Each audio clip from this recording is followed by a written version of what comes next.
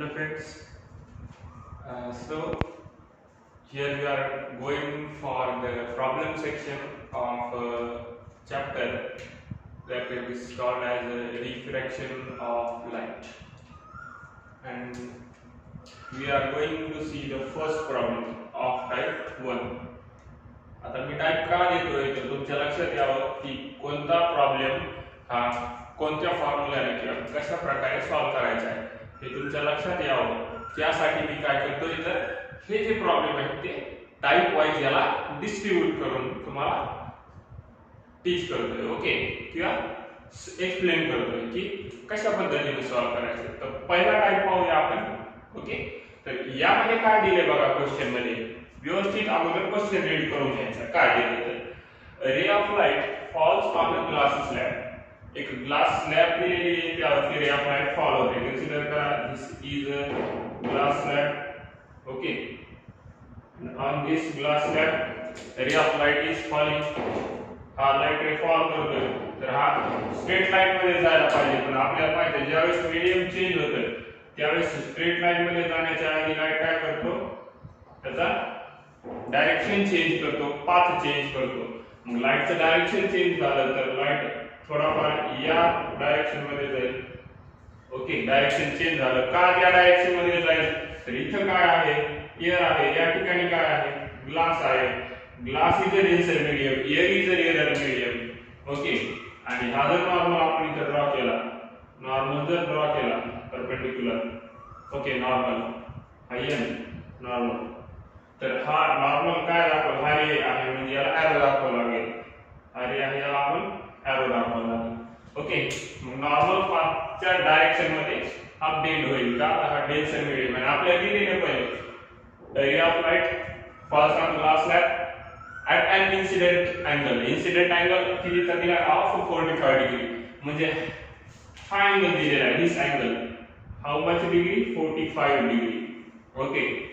And refracted angle is how much degree 30 degree. This one is 30 degree, this one is 30 degree refracted angle okay. This is a refracted and so this one is a refracted angle that is 30 degree. म्हणजे हा जर असता हा 45 डिग्रीचा झाला असता vertically opposite पण हा बेंड व्हायलाय 30 डिग्रीचा झालाय म्हणजे पहिल्यापेक्षा अलीकड बेंड झालाय नॉर्मल कडे म्हणून अँगल कमी झालाय. आणि away from the normal bend झाला असता तर रिफ्रॅक्टेड अँगल वाढला असता ओके.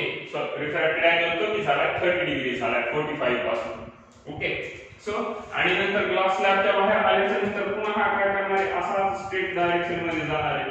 म्हणजे आता हा ग्लास स्लॅब आहे इथं जर नॉर्मल ड्रॉ केली आपण या पद्धतीने तर बघा व्यवस्थित हा ग्लास स्लॅब मध्ये ही नॉर्मल ड्रॉ केली ग्लास स्लॅब आहे ग्लास स्लॅबची नॉर्मल आणि नॉर्मल पासून हा अवे बेंड होणार आहे. का अवे बेंड होणार आहे तुम्हाला माहिती आहे का अवे बेंड होणार आहे हा त्याच्या पाठीमागचं रिझन कारण की हा डेन्सर मीडियम आहे आणि परत एअर मध्ये रे एंटर व्हायला आहे म्हणजे रेअर मीडियम मध्ये रे एंटर होतोय. मग डेन्सर मधून रेअर मध्ये एंटर होत असताना लाइट रे काय करतो तर light ray away from the normal bend होतो स्ट्रेट डायरेक्शन मध्ये जाण्याच्या ऐवजी ओके. स्ट्रेट डायरेक्शन मध्ये जाण्याच्या ऐवजी काय करतो away from the normal bend होतो. म्हणजे आपल्याला हा अँगल फाइंड आउट करायचा आहे angle of emergence e find out करायचा आहे आपल्याला. सेकंड क्वेश्चन मध्ये बघा find the angle of emergence आणि पहिल्या क्वेश्चन मध्ये refractive index of the glass with respect to air म्हणजे ग्लास मध्ये रिफ्रॅक्शन होईल म्हणून रिफ्रॅक्टिव्ह इंडेक्स कोणाचा फाइंड आउट करायचा आहे ग्लासचा विथ रिस्पेक्ट टू कोणासोबत एअर म्हणजे NGA फाइंड आउट करायचा आहे आपल्याला. NGA refractive index of a glass with respect to air आपल्याला फाइंड आउट करायचे आहे ओके. सो गिवन दिलेलं लिहून घ्या मला अगोदर. गिवन मध्ये काय काय दिलेले given data is given given data मी तुम्हाला नेहमी सांगतो हा.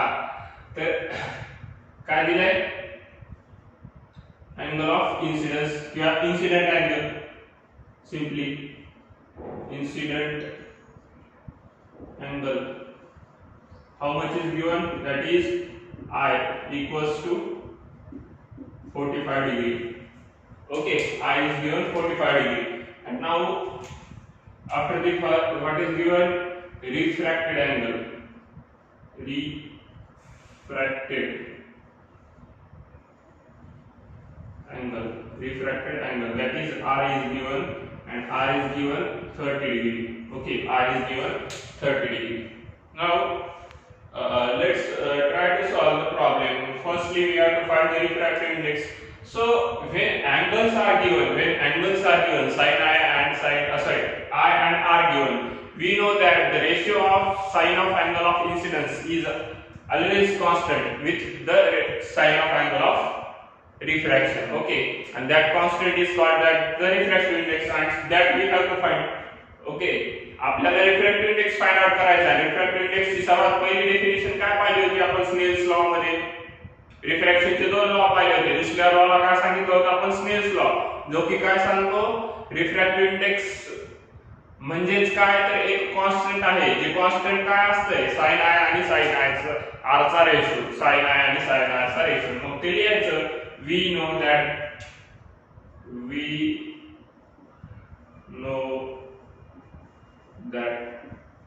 okay, काय we know that, मग ते लिहायचं काय we know that, तर काय know that refractive index of a glass with respect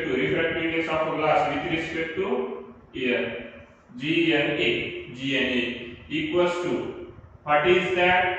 Sin I upon sin R. sin आणि I मध्ये थोडा स्पेस द्यायचा, sin आणि R मध्ये थोडा स्पेस द्यायचा. ओके, म्हणजे लक्षात येते हा अँगल आहे. Okay, so sin I upon sin R हा फॉर्म्युला आहे, हे आपल्याला माहित आहे. ओके, वाटल्यास इथे लिहू शकता तुम्ही बाय स्नेल्स लॉ. कोणत्या लॉ नुसार लिहिला आपण? By Snell's law. Okay, so मग व्हॅल्यू ठेवून द्या. I ची व्हॅल्यू दिलेली आपल्याला sin, सॉरी हे स्मॉल लेटर मध्ये इथे पूर्ण कॅपिटल नाहीये, sin स्मॉल लेटर मध्ये sin I. Okay, so sin I, what is I? 45 degree upon what is R? sin R. What is R? 30 degree. Okay, and that is refractive index of a glass with respect to air. Okay, refractive index of glass with respect to air, and try to solve this. What is the sin 45 degree? You know that in the trigonometry you have done these formulas. Okay, these values. Trigonometric chart पाहिलेला आहे आपण, trigonometric angle चा त्यामध्ये geometry मध्ये. Okay, त्यामध्ये sin 45 degree ची value आपल्याला माहिती आहे 1 बाय sin 45 डिग्री ची व्हॅल्यू येते 1/√2 आणि sin 30 डिग्री ची व्हॅल्यू येते 1/2. ओके, 1/√2 आणि 1/2. तर त्यानुसार तुम्ही ते लिहू शकता. मग ह्या व्हॅल्यूज याच्यामध्ये सबस्टिट्यूट करा. sin 45 डिग्री म्हणजे काय? 1/√2.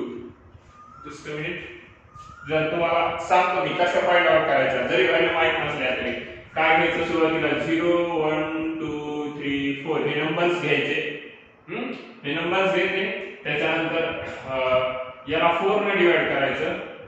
प्रत्येक नंबरला 4 ने डिवाइड करायचं. त्याची व्हॅल्यू द्यायची खाली. याची 0, याची 1/4 राहील, डिवाइड होणार नाही. याची 1/2 होईल, याची 3/4 राहील, डिवाइड होणार नाही, आणि हे 1 होईल.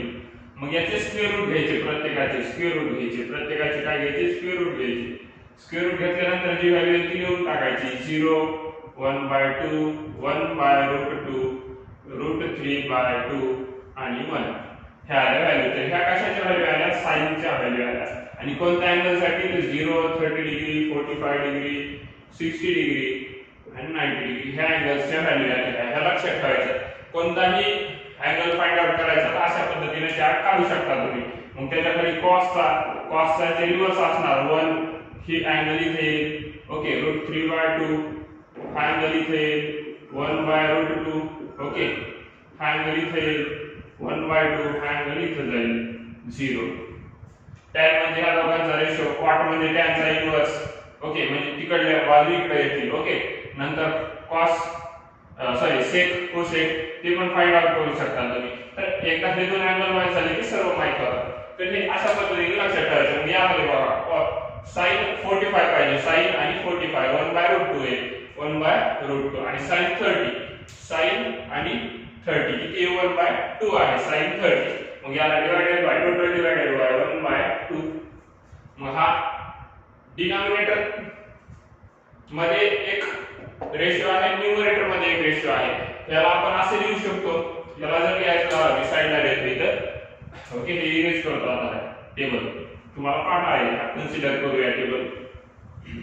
ट्रिग्नोमेट्रिक रेशो माहित पाहिजे त्यामध्ये मग ह्या टाइपचा प्रॉब्लेम सॉल्व्ह करण्यासाठी. ओके सो 1 बाय याला लिहिता येते आपल्याला g n a equals to हे 1 by root 2 as it is न्यूमरेटरचं आणि हा भागाकारात आहे गुणाकारात गेल्या वेळेचा रेसिप्रोकल होणार म्हणजेच काय तर 2 बाय 1 होईल. 2 बाय 1 याला सॉल्व्ह करा. याला सॉल्व्ह केल्याच्या नंतर 2 into 1 2 होणार आणि 2 into रूट 2 होणार. हा जी एन ए आला.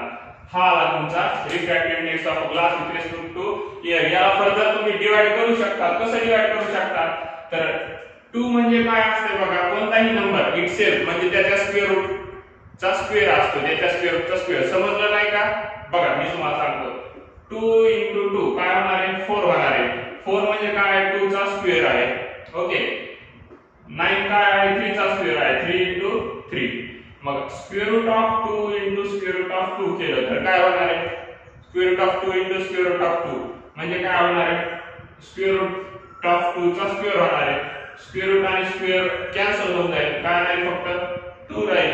ओके म्हणजे 2 ला आपल्याला काय लिहिता येते रूट 2 into रूट 2. मग याला असे लिहूया इथे समोर. ओके याला लिहूया root 2 into root 2 divided by हे अगोदरचं रूट 2 ॲज इट इज फक्त 2 ला काय लिहिलं रूट 2 into रूट 2 लिहिले आहे. 2 ला रूट 2 into रूट 2 तसं लिहिता येते आपण पाहिलं तर. Okay so now this root 2 get cancelled with this root 2 which is in the denominator. numerator चा एक root 2 आणि denominator चा एक root 2 कॅन्सल होऊन जाईल. आन्सर राहील फक्त square root of 2. refractive index of a glass with respect to air and this is your first answer. हे झालं तुमचं फर्स्ट आन्सर. आता सेकंड आन्सर मध्ये काय सांगाल तुम्ही तर तुम्हाला काय फाइंड आउट करायचं होतं की angle of emergence find out करायचा होता. आणि अँगल ऑफ इमर्जन्स आपल्याला माहिती आहे कशाचा इक्वल असतो अँगल ऑफ इन्सिडेंसचा इक्वल असतो. मग लिहू शकता तुम्ही now. Okay now we know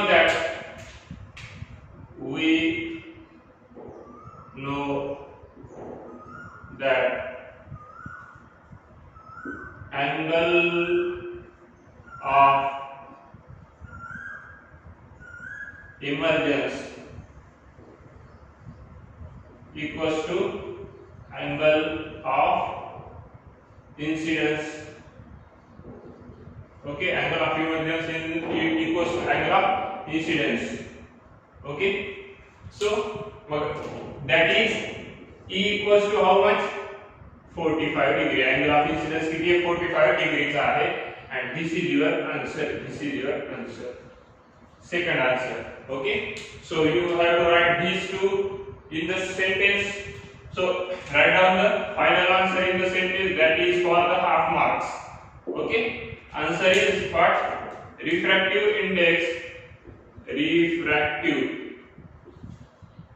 index of the glass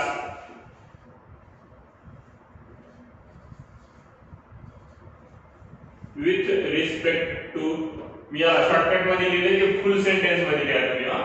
with respect to air is how much root 2. Okay हे आलेला आहे आपला. हा फर्स्ट आन्सर झाला. सेकंड आन्सर काय आहे अँगल ऑफ इमर्जन्स इज किती डिग्री आला 45 degree. Okay is 45 degree. This is your second answer. So this is the first type. Okay तर तुम्हाला दोन अँगल दिलेले असतील. हे दोन अँगल दिलेले आहेत त्यावरून तुम्हाला रिफ्रॅक्टिव्ह इंडेक्स काढायचा होता. तर sin i चा sin r सोबत रेशो घेतला रिफ्रॅक्टिव्ह इंडेक्स मिळाला. ओके जर एक रिफ्रॅक्टिव्ह इंडेक्स दिलेला आहे आणि एक अँगल दिलेला आहे आणि दुसरा अँगल फाइंड आउट करायचा आहे तरीही काढता येतो. कसा काढता येतो? रिफ्रॅक्टिव्ह इंडेक्स तर दिलेला आहे. फॉर एक्झाम्पल sin i ची व्हॅल्यू दिलेली असते आपल्याला, तर ती sin i ची व्हॅल्यू याच्यात सबस्टिट्यूट केली असती. ओके, आणि त्यावरून तुम्हाला हा इकडे न्यूमरेटर मध्ये हा डिनोमिनेटर मध्ये येऊन sin r मिळाला असता. sin r माहित झाला की r माहित होतो. ओके, सो अशा पद्धतीने हा फर्स्ट टाइपचा प्रॉब्लेम आहे. या पद्धतीचे आणखी प्रॉब्लेम्स तुम्ही सॉल्व्ह करू शकता. Okay, so write down this problem. We will go for the another problem of this type, one more problem. Okay, then we go for the second type.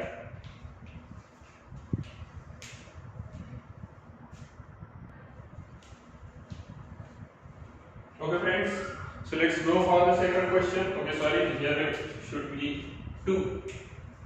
Okay, let's go for the second question of type 1. तर second question काय सांगतोय बघा, व्यवस्थित लक्ष द्या.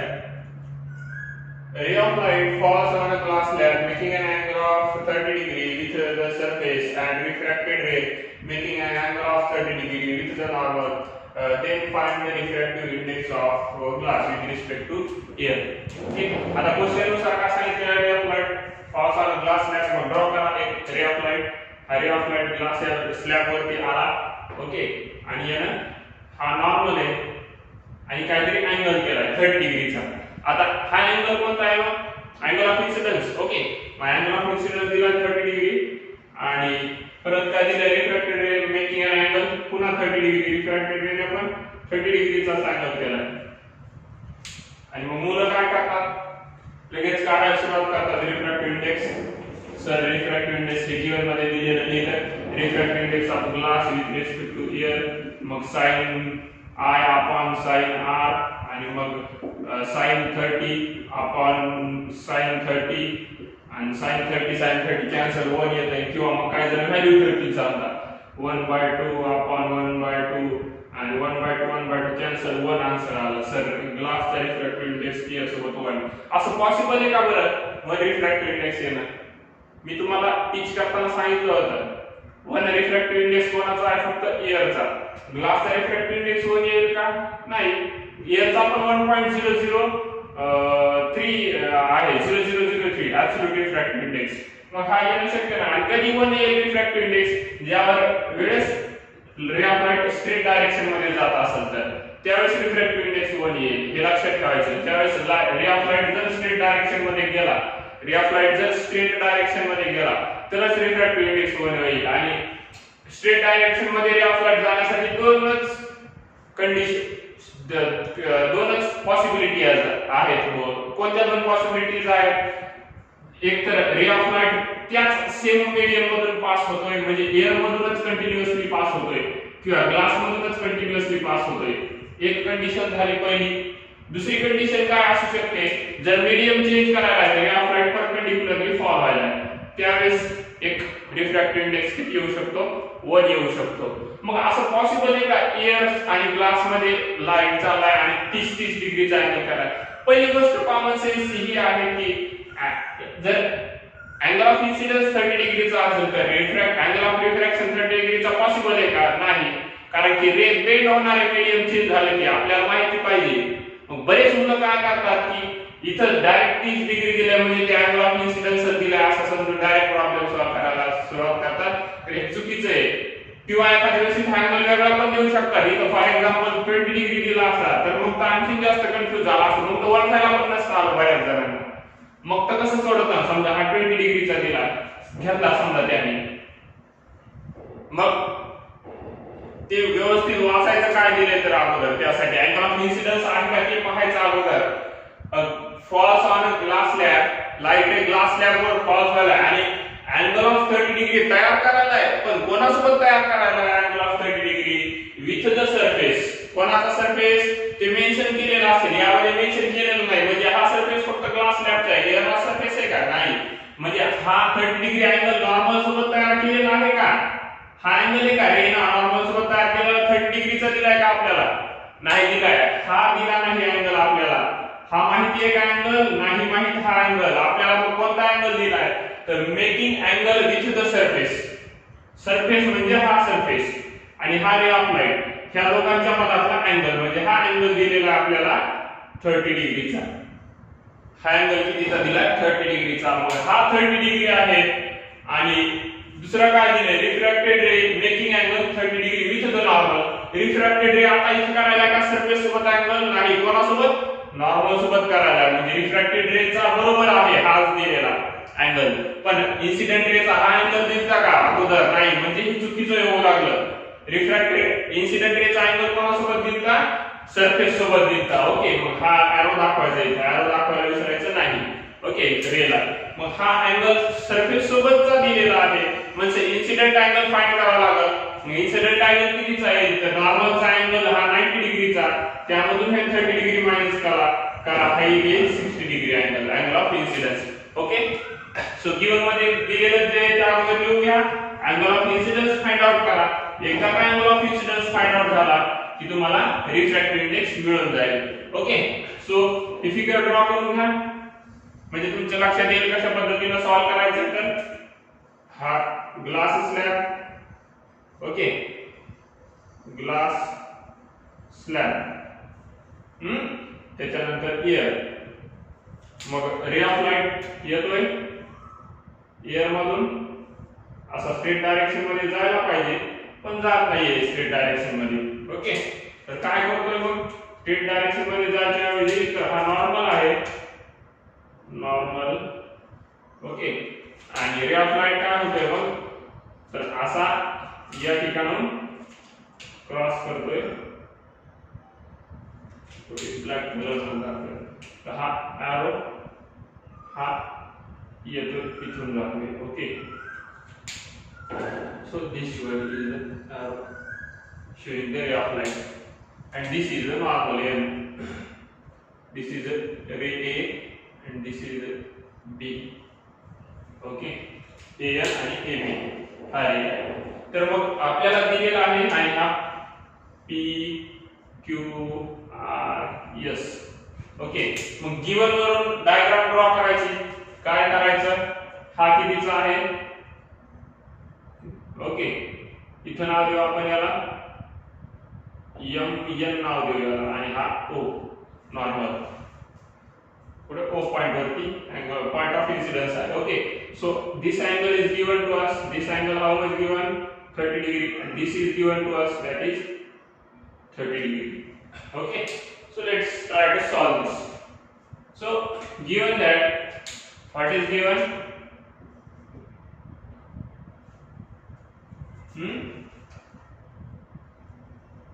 ray of light makes an angle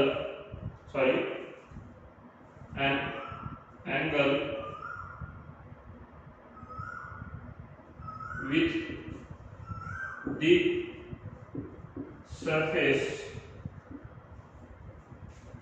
of glass slab that is 30 degree. Okay मग यावरून angle of incidence find out करता येईल. therefore angle of incidence किती येईल फिगर वरून बघा NO ओके इथे लिहा अँगल NOP मायनस अँगल कोणता AOP. ओके मग अँगल ऑफ इन्सिडन्स कोणता आहे that is angle AON equals to I and equals to how much equals to NOP म्हणजे नॉर्मल ना सरफेस सोबत केलेला अँगल कितीचा आहे 90 डिग्रीचा आहे मायनस AOP कितीचा आहे 30 डिग्रीचा आहे. इथे लिहा figure from given data figure कशा ड्रॉ केली गिवन डेटा नुसार फिगर ड्रॉ केलेली आहे आपण. ओके की गिवन मध्ये दिलेली नाहीये फिगर क्वेश्चन मध्ये. मग हा 90 डिग्रीचा झाला का ओके मग हा 90 डिग्रीचा आणि त्याच्यातून 30 डिग्रीचा मायनस केला म्हणजे अँगल ऑफ इन्सिडन्स मिळाला आपल्याला 60 डिग्रीचा. ओके, अँगल ऑफ इन्सिडन्स किती मिळाला 60 degree. And also we have given that angle of refraction is angle of refraction is given to us, and how much it is, that is also 30 degree. Okay, so now we know the angle of incidence and also we know the angle of refraction. So solve the problem, find out the angle of refractive index of glass with respect to air. So here we have to find, so we know that आता आपली procedure चालू झाली.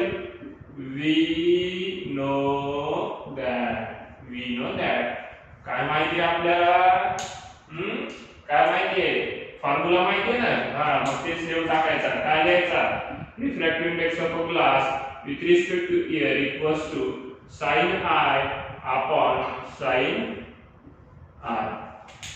मग हे value ठेवून द्यायचे म्हणजे therefore GNA equals to sin of 60 degree upon sin of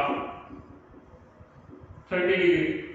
sin 60 degree ची व्हॅल्यू काय आहे, आपण आता टेबल पाहिला होता √3/2. हे झालं √3/2 sin 60 ची व्हॅल्यू आणि sin 30 ची व्हॅल्यू 1/2 हे GNA. therefore okay, so therefore GNA will be equals to √3/2 into 2/1. आता हे तुम्हाला माहिती कसं आलं, परत सांगायची गरज नाही. हे 2 कॅन्सल झालं, आन्सर आलं √3. म्हणजे GNA ची व्हॅल्यू काय आली आपली, GNA म्हणजे refractive index of glass with respect to air. Read कसं करायचं माहिती आहे तुम्हाला, √3. Okay, so write the answer in the sentence properly, for it is for the half mark, you know that. So answer equals to, what is the answer, refractive index of the glass with respect to air is how much, √3. Okay, so हे फुल word मध्ये असं नाही की मला spelling येत नाही म्हणून लिहिलेलं नाही. तर स्पेलिंग लिहिलेली मी अगोदर. बरेच जण करते मजा घ्यायला असेल तसं काही पण. तर आता एक प्रश्न आहे तुमच्यासाठी की अगोदरच्या एक्झाम्पल मध्ये रिफ्रॅक्टिव्ह इंडेक्स √2 आलता ग्लासचा, आणि या एक्झाम्पल मध्ये रिफ्रॅक्टिव्ह इंडेक्स ग्लासचा √3 आला. मग हा प्रश्न चुकीचा आहे की दोन्ही आन्सर बरोबर आहेत, म्हणजे ग्लासचे दोन वेगवेगळे रिफ्रॅक्टिव्ह इंडेक्स. व्हिडिओ पॉज करा, थोडा विचार करा, मी आन्सर याच व्हिडिओ मध्ये सांगणार आहे. ओके, बरोबर आहे. तर रिफ्रॅक्टिव्ह इंडेक्स ग्लासचा दोन येऊ शकतो वेगवेगळा. कसा दोन येऊ शकतो बघा. तर पहिल्या वेळेस जो ग्लास होता पॉसिबल आहे त्याची डेन्सिटी कमी आहे. ओके, आणि पॉसिबल आहे ह्या ग्लासची डेन्सिटी जास्त आहे म्हणून याचा रिफ्रॅक्टिव्ह इंडेक्स जास्त आलेला आहे. म्हणजे हा बेंड जास्त करतोय. म्हणजे कोणत्या मटेरियल पासून ग्लास बनलेला आहे त्यावरती डिपेंड आहे. मटेरियल कोणते यूज केलेले आहे ग्लास बनवण्यासाठी. ओके, सो त्यावरती डिपेंड आहे ग्लासचा रिफ्रॅक्टिव्ह इंडेक्स. हाय डेन्स ग्लास असू शकतो, लो डेन्स ग्लास असू शकतो. तुमच्या घरामध्ये पण तुम्ही वेगवेगळ्या प्रकारचे ग्लास पाहता बघा. खिडक्यांचे ग्लास बघा, काही खिडक्यांमध्ये एकदम ट्रान्सपरंट ग्लास असतात, काही खिडक्यांमध्ये लेस ट्रान्सपरंट ग्लास असतात, काही खिडक्यांमध्ये व्हेरी लेस ट्रान्सपरंट ग्लास असतात, म्हणजे खूप कमी ट्रान्सपरंट ग्लास असतात. काहींमध्ये एका साइडचं दिसतं, एका साइडला पाहिलं, दुसऱ्या साइडकडून पाहिलं आरशासारखं दिसतं. ते कोटिंग वरती डिपेंड असतं, त्याच्या कोटिंग वरती डिपेंड असतं कोणती कोटिंग केलेली आहे त्यावरती. ओके, सो ग्लास कोणत्या मटेरियल पासून बनलेला आहे त्यावरती पण ग्लासचा रिफ्रॅक्टिव्ह इंडेक्स डिपेंड आहे. म्हणजे आन्सर हे व्हॅरी होऊ शकतं, पण एका प्रॉब्लेम साठी आन्सर एकच असेल.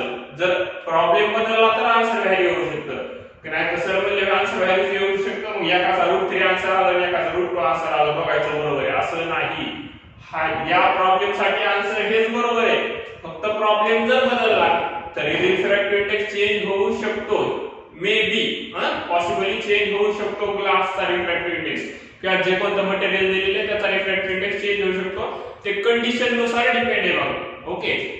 आणि जनरली ग्लासचा रिफ्रॅक्टिव्ह इंडेक्स तुम्हाला ऍब्सोल्यूट रिफ्रॅक्टिव्ह इंडेक्स तुम्हाला बुक मध्ये दिलेला आहे. ग्लासचा रिफ्रॅक्टिव्ह इंडेक्स किती असतो, एक नॉर्मल ग्लास जो असतो आपला त्याचा, आणि एक स्पेशल ग्लासचा पण दिलेला आहे आय थिंक, आणि वॉटरचा रिफ्रॅक्टिव्ह इंडेक्स पण दिलेला आहे. Okay. So this is your problem. आता लक्षात आलं, हा अँगल अगोदर व्यवस्थित वाचायचा कोणता अँगल दिलेला आहे. हा प्रॉब्लेम त्याच्यासाठी घेतलाय, त्याच्यामुळे तुमचा एक क्वेश्चन वाढला, आणखी एक क्वेश्चन घ्यायचा आपल्याला या टाइप वरती. ओके. तर हा अँगल अगोदर पाहायचा, हा अँगल कोणता दिलेला आहे, अँगल ऑफ इन्सिडेंस दिला आहे का सरफेस सोबतचा अँगल दिला आहे. हा पण अँगल व्यवस्थित वाचायचा की हा अँगल ऑफ रिफ्रॅक्शन दिला आहे की हा सरफेस सोबत तयार केलेला अँगल आहे, म्हणजे हा सरफेस सोबत आहे का अँगल ऑफ रिफ्रॅक्शन हे पाहायचं. हा अँगल ऑफ इन्सिडेंस आहे का सरफेस सोबत केलेला अँगल हे पाहायचं. नंतर प्रॉब्लेम सॉल्व्ह करायला सुरुवात करायची. डायरेक्ट अँगल दिसले म्हणून लगेच लिहायला सुरुवात करायचं नाही. प्रॉब्लेम व्यवस्थित वाचत चला, त्याच्यामुळे सांगतोय मी परत. ओके. आणि हा व्हिडिओ जर आवडला असला तर याला लाईक करा, आणि असे प्रॉब्लेम मनानं सॉल्व्ह करण्याचा पण प्रयत्न करा, आणि फॉर्म्युले पाठ करा. ओके. तर टेस्टशिवाय प्रॉब्लेम समजणार नाहीत आणि परीक्षेतून सॉल्व्ह करता येणार नाही.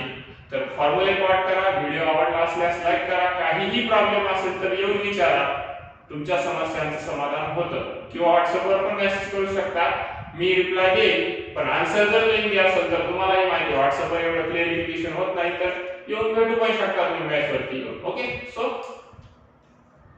until then, bye bye, have a great day, stay home, stay inside, stay safe.